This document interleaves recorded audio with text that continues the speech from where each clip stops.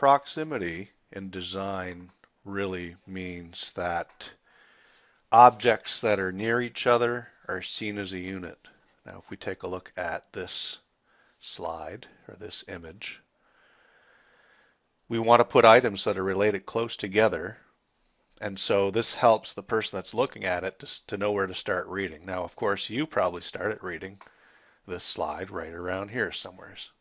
But if we look at this, we've got good proximity over here, which would be if we look at the uh, person's information, say their name, address, and city, it's all together, as opposed to this. Here you have to go searching with your eyes. And so on a business card, for instance, related information is placed closely together and it forms what we would call a visual unit. So this over here is a visual unit. Now, often when people are getting started with design, they try to, or at least a lot of times, they try to go to the next page here. There we go. They try to fill up the page with information so there'd be no white space at all. But white space isn't bad. When you have something completely full here, it just makes it hard to take in. So in this case, if we look at the law of proximity, these 6 dots or circles would look like a visual unit. This would look like a visual unit as well. And so this one unit here is made up of 2 real visual units. And so your eyes are drawn here, your eyes should have been drawn here. So objects that are near each other, again, tend to be grouped together. If we look at these 2 examples of business cards, which one do you like best? This one seems a little bit disjointed, doesn't it? An address up here, a phone number down here, a website address here. I mean, it's all over the place. Now, your eye should have been drawn here first to the name of the company. But if you look at this business card forms more of a visual unit. We could call this a visual unit. We could call this bottom part a visual unit, so your contact information. And so I would think that you found this one a little easier to digest as opposed to this one where you're sort of pecking and hunting for the information.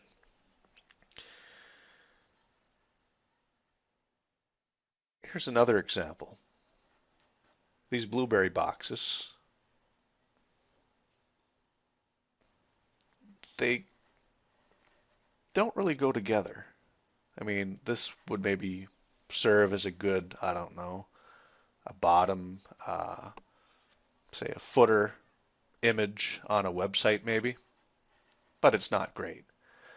And so the distance isn't too far apart, but I guess this is better than if there was a blueberry container up here, over here, over here. They'd be all over the place.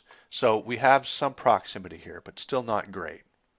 Now, if you look at this image of the opening sequence for the television show Modern Family, what are the visual units? Notice that there's enough white space, and even if it's gray, we call it white space, space that isn't taken up by anything in terms of the important parts of the image. But if these people were larger on this square, it may not be more attractive, it might be less. So the visual units here, do you notice them? We have the Pritchett family. I forget their name, and I forget their names, but we see the family units here, 3 of them, and so proximity really puts that point across. So if you're looking at a remote control at home in industrial design, proximity is used all the time. It wouldn't make sense for volume up to be here and volume down possibly to be over here, or volume up over here and maybe a volume down somewhere else. I mean, proximity is used in this case, so up and down, and your arrow keys with proximity for the I accept the entry key, let's say, the OK key. If we take a look at that, let's look at what a control unit inside a car would look like in terms of the climate control. In this case, we have proximity and visual units being used. So we have temperatures here, temperatures down here for air conditioning, but the fan is related to it. So we have a big, visual unit here, but anything to do with the fan, this middle one is all fan, a little bit here, a little bit here, so we have proximity going on. If you take a look at this Windows 8 desktop, proximity was also used, along with alignment, with contrast, everything else. But if you take a look at this, you'd see that your pressing information would show up here. So if you got a message, your calendar, your emails, how to get to the, getting to the browser, the date, and the temperature, stuff like that. So your pressing, changing information would show up here. And over here we'd have probably the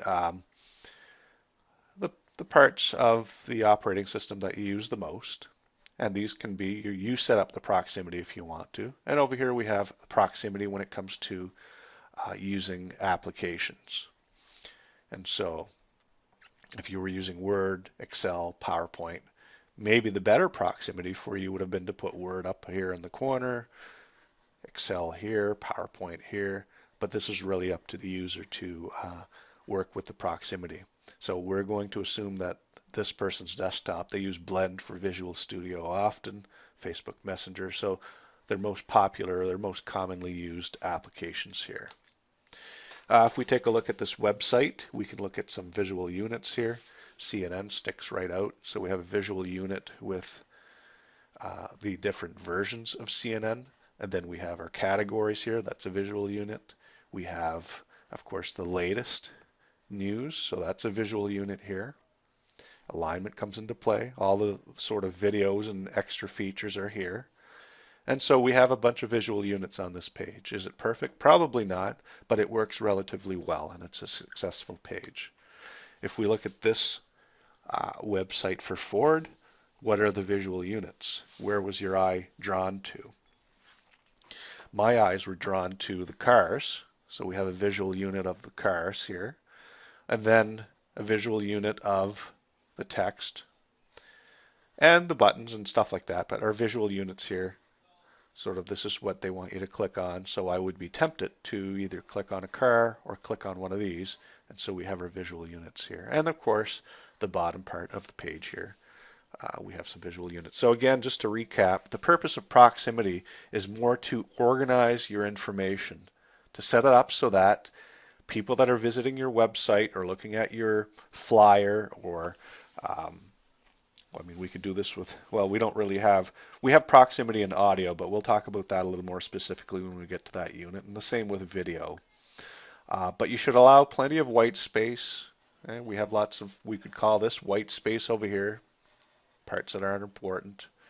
At CNN, we have some white space. They're not trying to fill up the whole thing. So you should have plenty of white space around the text and other elements so that you can really see the effect of the grouping. And so when you're, from here on in, when you're looking at magazine ads or websites or menus at a restaurant, keep an eye out for how proximity works as visual units when it comes to design, and you'll be better for it when you come to creating your own products. You'll know how to better organize your information on a page.